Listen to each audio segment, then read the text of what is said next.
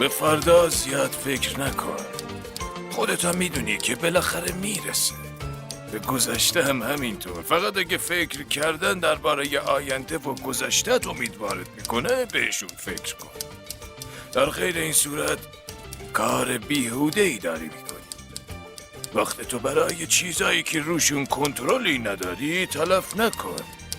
سه‌شنبه 17 مرداد 1396.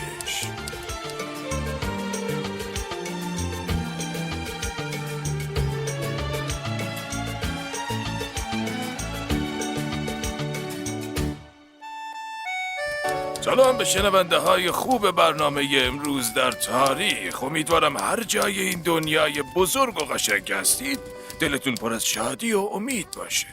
میخوایم یه روز پر انرژی رو با هم دیگه شروع کنیم.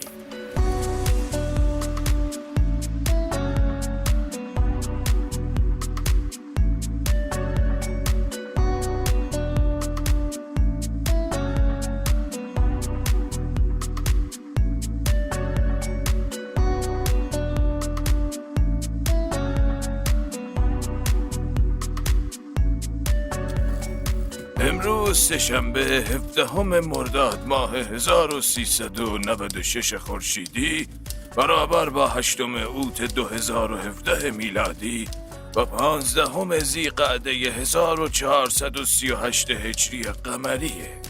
بریم سر وقت رویدادها و مناسبت‌های روز.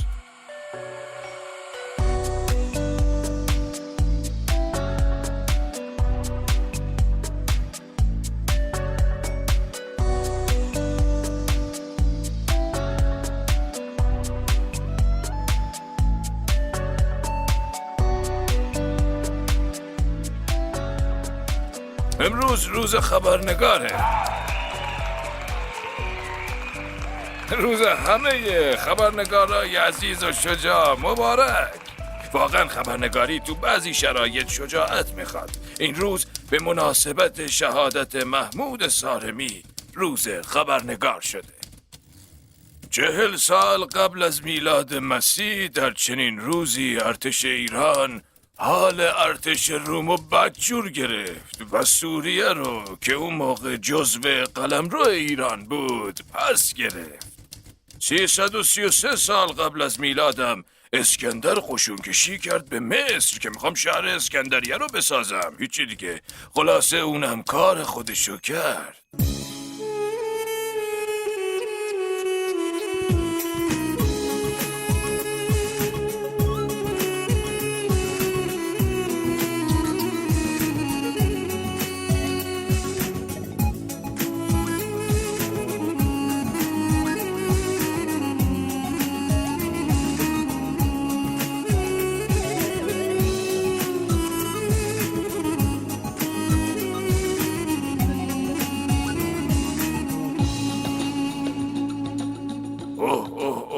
چه روز خشنیه امروز. سال 68 میلادی نرون امپراتور خبیث و خونخواه روم خودکشی کرد. تو البته 1919 افغانستان از استعمار انگلستان خارج شد و اعلام استقلال کرد.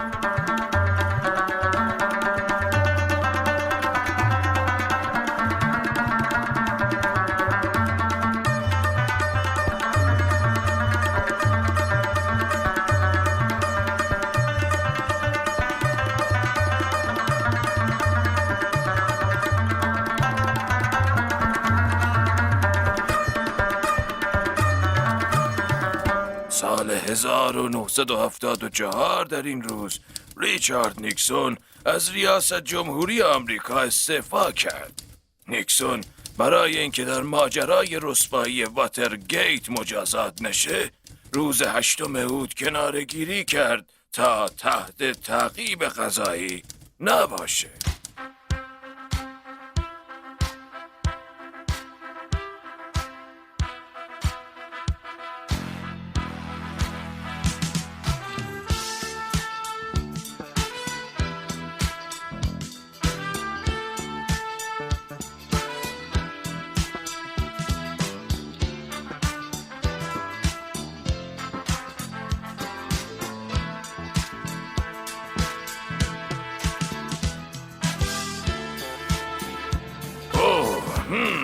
سال 1950 خانم فلورنس چدویک بانوی آمریکایی مسیر دریای مانش رو در 13 ساعت و 23 دقیقه شنا کرد و از فرانسه به انگلستان رفت که رکورد جدیدی ثبت کنه.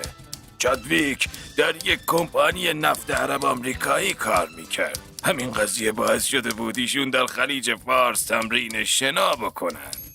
هر روز سالگرد بمباران هسته‌ای هیروشیمای ژاپن بود. به همین دلیل 8 اوت 1955 کنفرانس ژنو برای تنظیم مقررات چگونگی استفاده مسالمت آمیز از انرژی هسته‌ای کار خودشو شروع کرد. رویداد هامون تموم شد. وقت اینه که ببینیم امروز کیا به دنیا اومدن.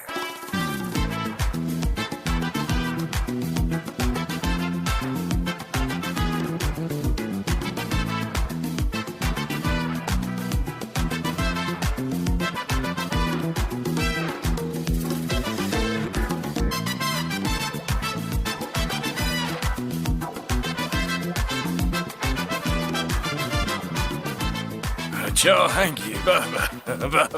بله امروز تولد نیما شاهرخشاهیه که متولد 1360.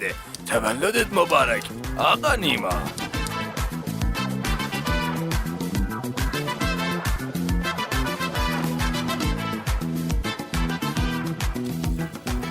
هشتم او تولد ستاره هالیوود داستین هافمن هم هست. ایشون امروز 80 ساله میشن. بازی خاطر انگیزش تو فیلم پاپیون هیچ وقت یادمون نمیره. تنیس باز سوئیسی راجر فدرر هم 8 اوت 1981 به دنیا اومده.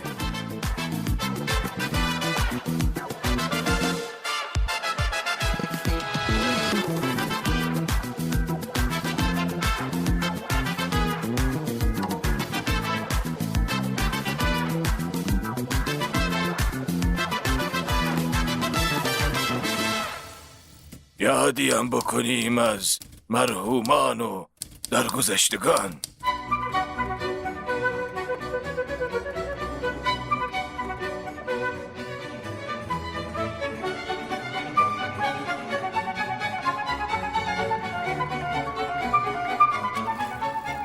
فریدون رهنما شاعر ایرانی در 17 مرداد 1354 فوت کردند.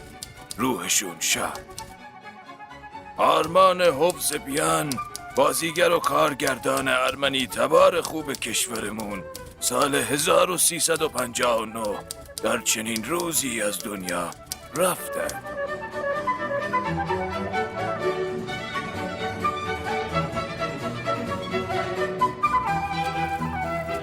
به پایان یه برنامه دیگه رسیدیم. منتظر نظراتتون در صفحات اینستاگرام و توییتر برنامه امروز در تاریخ به نشانی